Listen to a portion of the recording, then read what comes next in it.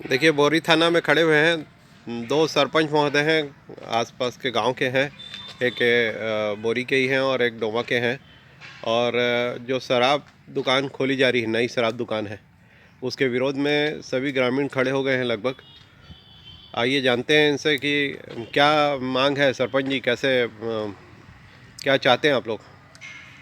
क्या मंशा हुई इस क्षेत्र में ऑलरेडी पास में भट्टी है, दारू भट्टी है, और यहाँ दारू भट्टी की चाह कर शासन दारू भट्टी के लिए यहाँ पर प्रस्ताव किए हैं।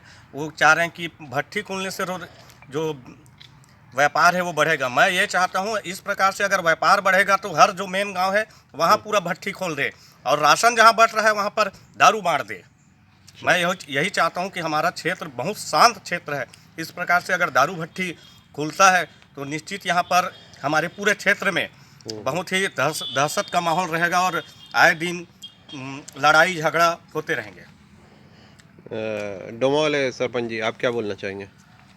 ये शराब दुकान का खुलना बहुत ही दुर्भाग्यपूर्ण है इस क्षेत्र में, क्योंकि जैसे सरपंच महोदय ने बताया, यहाँ से 6 किलोमीटर ननकट्टी में ऑलरेडी शराब दुकान है, संचालित है।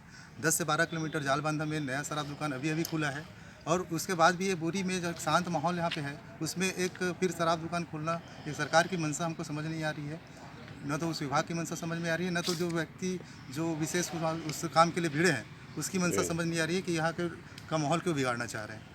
तो जो जी हम लोग जो विधायक जी हैं उनसे आप लोग चर्चा हुआ क्या इस विषय विधायक पे? महोदय से हम लोग का परसों मुलाकात हुआ था, गए थे उनके पास, उनके संज्ञान में ईश्वर साहू जी है ना? ईश्वर साहू जी के पास में उनके संज्ञान में इस बात को रखे हैं। उन्होंने भी आश्वासन दिया है कि कुछ अच्छा ही आप लोगों के लिए निर्णय लिया जाएगा इसमें।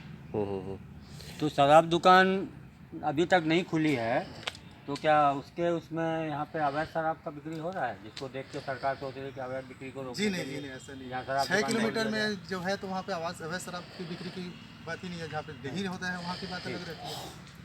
तो अब हमारे सामने दोनों सरपंच महोदय हैं, और बोरी के भी हैं और डोमा के भी हैं।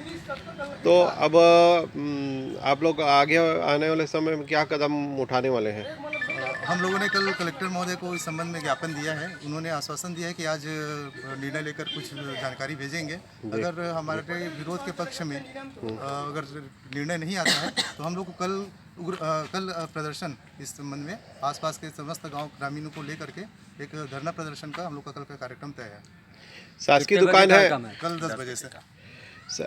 शासकीय शराब दुकान है, उसके लिए सुनने में आ रहा है कि कुछ निजी ज़मीन को भी लेके उसको किराए का खेल करने वाले हैं, किराए का पैसा उनको देके उससे साठ-गांठ करके करने वाले हैं। तो ऐसा कुछ है क्या विषय? जी, विषय ऐसा ही है।